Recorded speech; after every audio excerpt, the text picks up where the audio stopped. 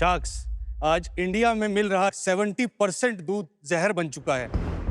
हमारे पेट में दूध के साथ साथ डिटर्जेंट, यूरिया जैसे हानिकारक केमिकल भी जा रहे हैं। डिटर्जेंट है वो डाला जाता है दूध को सफेद बनाने के लिए और उसमें झाग बढ़ाने के लिए। टॉयलेट क्लीनिंग का इंग्रेडिएंट जैसे यूरिया डलता है दूध को गाढ़ा बनाने के लिए। ये केमिकल आपके घर आए तो आप इसको पहचानेंगे कैसे? घबराए नहीं, पेपर प्रो के patented milk adulteration testing card से। ये छोटा सा दिखने वाला कार्ड कुछ ही सेकंड में कई तरह की मिलावट का पता लगा सकता है। मैं हूं ध्रुव, मुजफ्फरनगर से। हमारी आस्क है 1 crore rupees for 5% equity. Sharks, invest in us ताकि इंडिया ये जहर नहीं दूध ही पिए। आपके पास 2 सैंपल हैं, एक में प्योर मिल्क है, एक में अडल्ट्रेटेड मिल्क है। आपको बस पेपर प्रो का टेस्टिंग कार्ड निकालना है, ड्रॉपर से दूध की एक बूंद डालनी है। कलर चेंज होते ही आपको पता चल जाएगा कि इसमें कौन सी मिलावट है। इसमें हमने इंडिकेशन मीटर भी दिया है जो कि बताता है कि मिलावट है तो है कितनी। लो टू हाई का आपको परसेंटेज भी पता चलता है। ये कलर चेंज, इसमें कॉमन सॉल्ट आया, लेकिन नमक क्यों मिलाएंगे कोई दूध में? सेल्फ लाइफ इंक्रीज भी हो जाती है। और जैसे लैक्टोमीटर होता है उससे हम टेस्ट करते हैं तो डेंसिटी से पता चल जाता है कि दूध में पानी कितना है। अगर मैं नमक डाल दूंगा डेंसिटी चेंज हो जाएगी, लैक्टोमीटर की रीडिंग फ्लक्चुएट हो जाएगी, इसलिए नमक डलता है।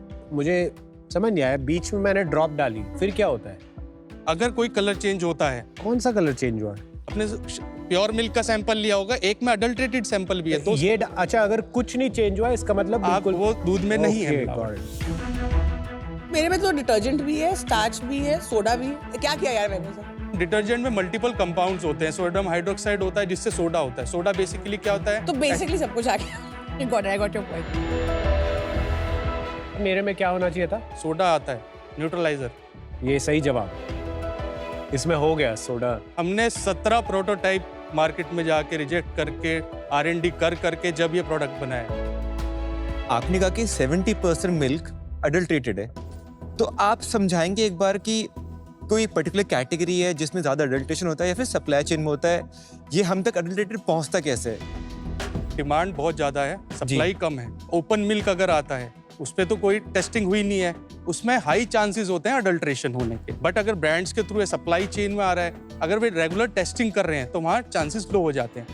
अगर हम बात करते हैं स्टेट वाइज भी, महाराष्ट्र का इवन 85% दूध अडल्ट्रेटेड है। Oh my God. राजस्थान का 97% अडल्ट्रेशन रेशो है। आप एक बार अपना बैकग्राउंड बता दीजिए और आपने इसकी शुरुआत क्यों की और कब की, उसके बारे में थोड़ा बहुत जर्नी बता दीजिए। ठीक है, मैंने 10-12 मुजफ्फरनगर से ही करा है। देन मैं ग्रेजुएशन के लिए देहरादून गया। सेकेंड ईयर ऑफ ग्रेजुएशन में मैं जब इंटर्नशिप कर रहा था तो हम न्यूज़पेपर पढ़ा मैंने जिसमें लिखा कि अडल्ट्रेशन मिल्क में है, डिटर्जेंट है, सोडा है। तो वो मेरे लिए पहली बार था जब मैंने ये वर्ड सुने थे, क्योंकि मैं जिस एरिया से आता हूँ वहाँ पे दूध हर टाइम 24/7 अवेलेबल रहता है। जी। अगर मैं बात करूं अडल्ट्रेशन तो ज्यादा से ज्यादा ये सोचते थे पानी होगा। देन ये सोचा कि ऐसा हो क्यों रहा है। हाँ जी। तब पता चला कोई ऐसी टेस्टिंग किट नहीं है जहाँ पे आदमी घर में ही टेस्ट कर ले। तो ये बहुत अच्छा चीज निकाली आपने कि एक टेस्टिंग किट आपने उतार दी। जी। ये टेस्टिंग किट तो एकदम कमोडिटाइज्ड है। ये जो नए ब्रांड आए थे, कंट्री डिलाइट फॉर एग्जांपल, वो साथ में आपको स्ट्रिप्स भेज देते हैं। टेस्ट में ऐसी क्या चीज है जिसपे आपको पेटेंट मिला है या इंटेलेक्चुअल प्रॉपर्टी आपने बनाई? ये एक बायो सेंसर्स है जो कि रिएक्ट करते हैं अडल्ट्रेशन के कांटेक्ट में ही आते हैं। हम 0.mg में भी डिटेक्ट करते हैं। आप 2-4 दाने भी डालेंगे ना, वो भी हम डिटेक्ट कर पाते हैं। क्या आप कह रहे हो कि आपका इनोवेशन, आविष्कार ये है कि आपने इसको बहुत प्रिसिशन से बनाया है? बिल्कुल। Is that right? राइट। मैंने वहां देखा आप स्ट्रिप्स भी बनाते हैं। यही स्ट्रिप्स हैं वो B2B के लिए है बेसिकली, जो हम डेयरी प्लांट्स को ही देते हैं। जैसे अडल्ट्रेशन एरिया वाइज चेंज होता है तो वो कह रहे हैं कि हमें सिर्फ डिटर्जेंट करना है टेस्ट, हमें ये 6 नहीं करने हैं। तो उनके लिए हमने इंडिविजुअल बॉटल्स बना दिए। सिर्फ एक ही अडल्ट्रेंट का टेस्ट? एक ही अडल्ट्रेंट के लिए 40 रुपए का एक test. 6 adulterant. 6 adulterant. Now divided that. Nice style. एक ग्लास दूध पियोगे? टेस्ट करने के बाद। I like you. ये पैटेंट जो है आपका, ये जो मल्टी स्ट्रिप पे है या सिंगल स्ट्रिप पे है या दोनों पे है? स्ट्रिप्स है, इस पे है और इस पे यूटिलिटी पैटेंट है। और ये कार्ड का मतलब ओवरऑल कार्ड जो है एक इसको, ये भी इंक्लूडेड है उस स्ट्रिप्स के डिजाइन के अंदर ही। ये कब ग्रांट हुआ था आपको? 1 साल पहले। आपने कैसे बनाया ये? हमारे सर टीम में है पारुल है, वो हमारी सीटी में बायोटेक बैकग्राउंड से आती हैं। उन्होंने अपने बैकग्राउंड को ही इसमें यूज करते हुए बनाया है पूरा का पूरा। देन हमारी टीम में फूड टेक से भी लोग हैं। और ये सीटीओ पारुल को आप कितना पैसा देते हो? अभी 30,000 है। तो शेयर कितने हैं पारुल के? तो सर ईसॉप्स में है 5%। Parul is the key person here, it seems. तो आपको लगता है 30,000 रुपए और 5% में वो रहेगी आपके पास? Unless you are married to a. नहीं, मैं ऑलरेडी मैरिड हूँ। मैं कह रहा हूँ अगर ये टेक्नोलॉजी इतनी बढ़िया है, वो कल को छोड़ के चली जाएगी तो क्या करेंगे आप? Continuously innovation. उससे अच्छी टेक्नोलॉजी कहीं और बनाएंगी। This is paper pro by Parul. Fully Parul नहीं कह सकते, क्योंकि जब वे कंपनी में आई थी उससे पहले फर्स्ट प्रोटोटाइप पीओसी लेवल हम कर चुके थे, मैंने खुद बनाया। तो आपको पारुल की जरूरत क्यों पड़ी थी? एडवांस में बनाने के लिए मेरे पास तो बेसिक नॉलेज थी, मैं उस बैकग्राउंड का भी नहीं हूँ। एडवांस में बनाना किस तरह से कैसे रखना है वो तो पारुल ही बताएगी। अभी जो बिजनेस है ये प्री रेवेन्यू है या आप ये लॉन्च कर चुके हो? लास्ट ईयर इसको लॉन्च किया है। लास्ट ईयर हमने 5,70,000 की सेल करी थी। देन इस साल अभी तक हम 22 लाख रुपए के आसपास इसमें सेल कर चुके हैं। लास्ट क्वार्टर हमने 8,10,000 करा था। लास्ट मंथ हमने 5,30,000 रुपए करा है। और इस मंथ अभी तक हम 6 लाख रुपए कर चुके हैं। सारा ऑनलाइन सेल्स है? नहीं, ये ऑफलाइन सेल्स है, ये B2B की सेल्स है। B2B का परसेंटेज क्या है?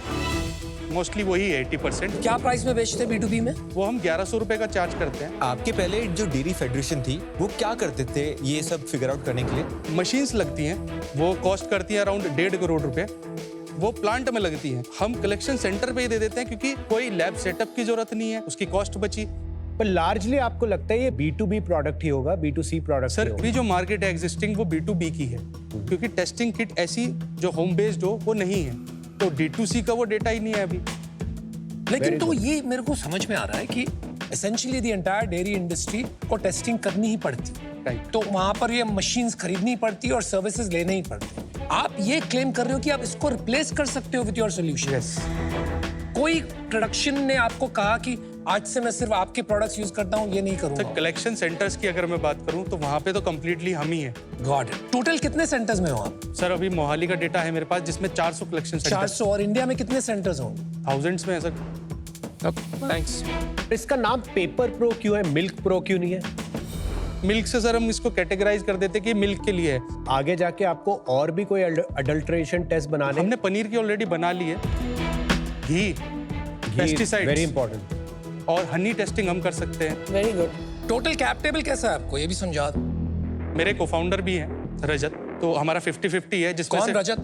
रजत जैन देहरादून से है, क्या करते हो? पार्ट टाइम फाउंडर है। उनका अपना एक मेडिकल डिवाइसेस का है, कौन सा मेडिकल डिवाइस? ECG मशीन वो डेवलप करता अबे है। तो नहीं स्पंदन हमारा। की बात कर रहा है तू? क्या बात कर रहा है? रजत का 50% है और वो आया नहीं। क्योंकि रजत की जो कंपनी है उसमें ही मैं इंटर्नशिप कर रहा था। जब ये आइडिया आया तो रजत से ही मैंने डिस्कस किया। कितने पैसे दिए उसने? 3 लाख रुपए के आसपास रजत ने इन्वेस्ट किया है, 2 लाख रुपए के आसपास मेरा है। 3 लाख में 50% है उसके पास। आपसे ज्यादा इक्विटी है आपकी उसकी? नहीं बराबर। क्यों? 5% तो उसकी है। मेरी नहीं तो वो फेवरेट पारुल। 10% के ESOP खोले, जिसमें से 5% पारुल के लिए, सब डाइल्यूट हुए वो। हाँ, जिसमें 45 फाउंडर्स का। Wow, this just changed the game. कमाल है भाई। वाह शैम्पी, वाह वाह रजत, वाह। यार ध्रुव, मेरा चैलेंज इसमें यह है कि ये मार्केट बड़े फ्रेगमेंटेड है, बट उससे बड़ा कंसर्न है आपकी capital. You have a partner with 50% who is not at all involved in the business. For those reasons, I'm out today, but wish you luck. There are other 4 sharks. यार मेरे को ना ये space समझ में नहीं आती है, and it's a very technical space. I don't know मैं आपकी कैसे हेल्प कर पाऊंगी इसमें। I don't want to come in simply as someone जो आपको एक चेक दे रहा है, and for that reason I am out, but I wish you all the best. मेरे को तो शोले में गब्बर का डायलॉग आ रहा है, ये पारुल मुझे दे दे तो मार। ये पारुल मुझे दे दे तो मार। नहीं सर, आप आ जाइए, पारुल आपके साथ ही आ जाए। हाजिर जवाब। Very good. बट यार 1 करोड़ रुपए देके 5% लेने से अच्छा मैं 10 लाख रुपए देके पारुल को लेके 20% इक्विटी देके उससे पनीर टेस्टिंग करा लूंगा। मुझे थोड़ा सा ऐसी फीलिंग आ रही है।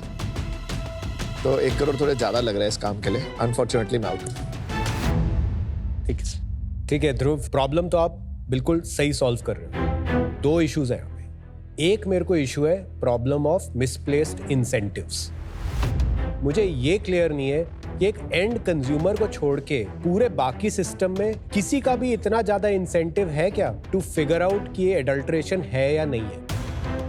दूसरी बात, आगे जाके अगर कैपिटल रेस करना है इंस्टीट्यूशनल इन्वेस्टर से, इस तरह के कैप टेबल में हमेशा बाधाएं आएंगी। I am out of this today, but wish you the very best. Thank you. It's a good product. I will try this at home now for sure. Definitely. यार सुन, I like you. एक तो हाजिर जवाब है, दूसरा तेरे में high agency है. You read about some problems and you decided to do something about it. That's pretty good. लेकिन यार थोड़ा सा नाइव है क्या तू? दुनियादारी नहीं आती. 50% is half your company for a sleeping partner for 3 lakh rupees. आपने अपने खुद के पैर पे गोली मार दी एक तरह से. Anyway, listen, D2C में तो ये चलेगा नहीं. ये B2B में ही चलेगा and I don't think this format will work. तो इस पे 100% एफिकेसी कभी नहीं आएगी बिकॉज ह्यूमन के कारण मिस्टेक्स हो सकती है, तो वो मशीन रिप्लेस नहीं होगी. ये कलेक्शन सेंटर में शायद काम आ सकता है, लेकिन उसमें चमड़ी निकल जाएगी बेचते बेचते, पैसे बहुत नहीं बनेंगे.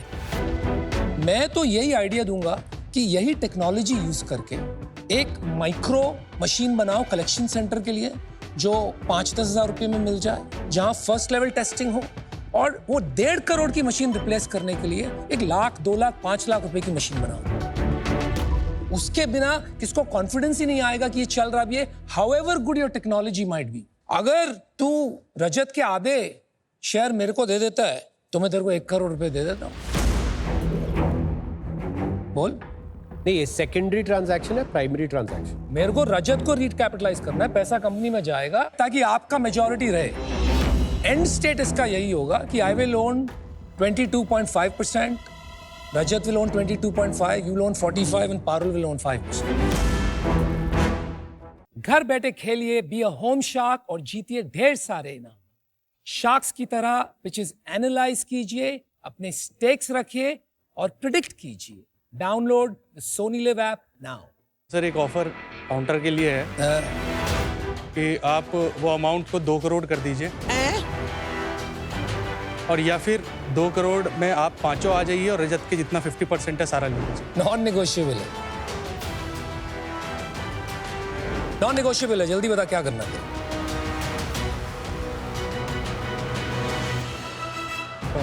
तो फिर नहीं कर पाऊंगा सर. चल फिर कोई बात नहीं है. वही भी तेरा टेस्ट ही था रजत, और तू मानते हैं कि नहीं? तूने कंपनी है ना अनफंडेबल बना दी. गुड लक, लेकिन थोड़ी सी यार ब्रेन्स यूज कर, इसको सॉर्ट आउट कर, फिर तेरा कुछ धंधा बनेगा, नहीं तो कुछ नहीं बनने वाला. ठीक है, थैंक यू, बाय.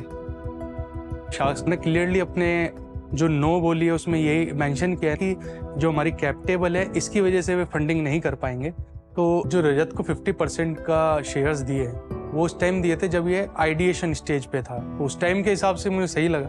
बट आज जैसे फंडेड का है तो हमें रीवर्क करना पड़ेगा. एक बार इस पे बैठ के बात कर सकते हैं, तो हम ये जरूर करेंगे.